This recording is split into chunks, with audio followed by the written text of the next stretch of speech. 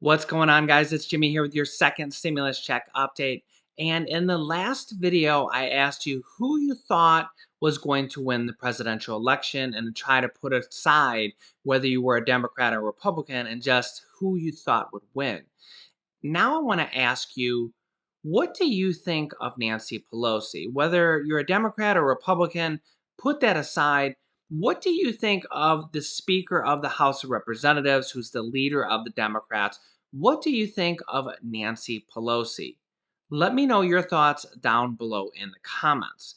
I think a lot of the reason why a lot of you don't like her, and including Democrats, is her all or nothing approach to the stimulus negotiations, where a lot of people are just asking, why don't they just pass everything they agree on, both the Democrats and the Republicans?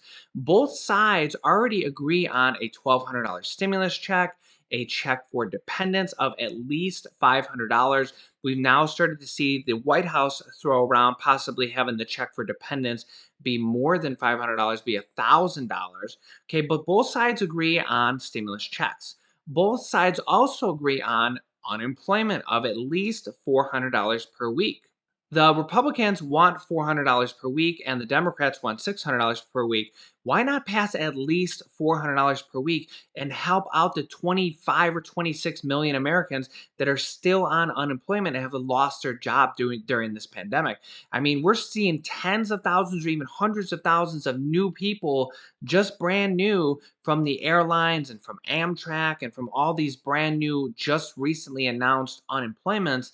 And we're still seeing over 800,000 new unemployed people every single week. That's still 3 times higher than normal. Why not pass that? Why not pass money for the PPP program? Both sides agree on that. Why not pass the schools, money for the schools? Both sides agreed on at least $105 billion for that.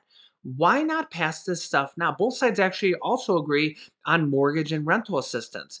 Why not pass all this stuff now? And then the stuff that they don't agree on, they can work on that later. They can continue to negotiate on that after the elections or whatever. Why not pass everything that they agree on now? And one of the main reasons for that is Nancy Pelosi from the Democrats. She's taken this all or nothing approach, saying that if they pass less than that, that it's bad for America and bad for Americans. But here we are sitting week after week after week with nothing in our pockets. I mean, we could have gotten a stimulus check out to you, another unemployment extension. We could have gotten that out to you a month or two ago, and we could have been working on the next one because this pandemic is still going on. So why not pass this now and, work on everything else later? And basically now Nancy Pelosi is now starting to come under a brand new set of fire from both Republicans and Democrats. And first up, Nancy Pelosi has received a lot of backlash from both Republicans and Democrats in what they're calling a political ploy, where she actually made a new bill to determine whether the president was of sound mind, to try to actually somewhat impeach him or remove him through the 25th Amendment. The 25th Amendment says that if the president dies or is unfit to serve or quits, then basically the line of succession will step in and take the president's place, with the vice president being the next person to step up and become the president. The next person after the vice president would be the Speaker of the House, Nancy Pelosi. What? That's right. Nancy Pelosi is third in line to be president. And with Nancy Pelosi basically trying a new roundabout way to remove the president out of office right before the election, she's starting to receive a lot of criticism on both that and the stimulus package. In fact, Republican House of Representatives member Doug Collins has now introduced a resolution to push for removing Nancy Pelosi as House Speaker, a basically right back at you bill for what Nancy Pelosi tried to do to the president, or actually is still trying to do. As you can see here, Representative Doug Collins on Monday introduced a resolution to push for the removal of House Speaker Nancy Pelosi, claiming she, quote, does not have the mental fitness to lead the House of Representatives.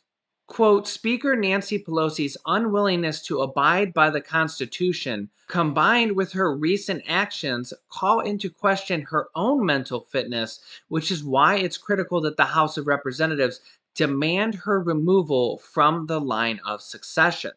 A draft of the Collins resolution, which was obtained by Fox News, argues that Pelosi is, quote, unable to adequately serve as the Speaker of the House of Representatives and should therefore be removed from her position.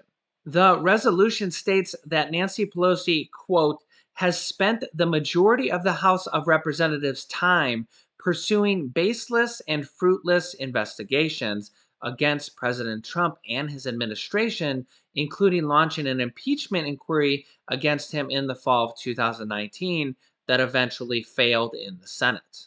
And Collins says, quote, over her tenure of her speakership, Speaker Nancy Pelosi has started to demonstrate a decline in mental fitness, calling into question her ability to adequately serve the U.S. House of Representatives and the American people. By the way, under the 25th Amendment, Congress, the cabinet, and the vice president can strip powers from a president if for some reason he or she is declared unfit under dire circumstances. However, that requires a two-third vote of both the House of Representatives and the Senate. In addition to that, Nancy Pelosi is also facing backlash from her own Democratic Party, also because she hasn't agreed to pretty much anything that the Republicans have offered, which now goes up to as high as $1.8 trillion, includes stimulus checks, a $400 per week unemployment, money for small businesses, money for mortgage and rental assistance, and all sorts of things that both parties agree on, but Nancy Pelosi just will not agree with the Republicans. As you can see here, House Speaker Nancy Pelosi is facing pushback among some Democrats after sharply rejecting the White House's latest and most expensive $1.8 trillion virus relief offer over the weekend. Andrew Yang, who's a former Democratic presidential candidate and obviously a Democrat, tweeted to Nancy Pelosi, take this deal. Put politics aside. People are hurting. In a weekly letter to Democratic colleagues, Nancy Pelosi said the White House's proposal lacked a, quote, strategic plan to, you know it, say it with me, crush the virus. Her famous words. And it gave President Donald Trump too much power to determine how the funds were spent. The plan, however, did include a fresh round of $1,200 stimulus checks, expanded unemployment benefits at $400 per week, and additional funding for state and local governments, which the Democrats have been begging for. Democrat Dan Pfeiffer, who was a senior advisor to President Barack Obama, tweets, while there are potential risks, Democrats should aggressively pursue a new stimulus package deal with Trump. It's the right thing to do. But the politics can also work in the Democrats' favor. U.S. House Representative and fellow Democrat from California, Ro Khanna, says people in need can't wait until February, which would be basically after the next president is sworn into office, whether it's Joe Biden or President Donald Trump. He says $1.8 trillion is significant and more than twice Obama's stimulus. It will allow Biden to start with infrastructure. Of course, he's a Democrat, so they assume that Joe Biden's going to win. Just putting that out there. Obama won in 2008 by doing the right thing on TARP instead of what was expedient. Make a deal and put the ball in Mitch McConnell's court. Mitch McConnell is the leader of the Republicans in the Senate. So my question to you is, do you think this new pressure from both Democrats and Republicans on Nancy Pelosi will get her to do the right thing and to just make a deal? Or do you think she's going to hold out until after the election? Let me know your thoughts down below in the comments. I personally think that, because again, I'm not a Republican, I'm not a Democrat. I try to see things down the middle. I've criticized both sides, I've praised both sides.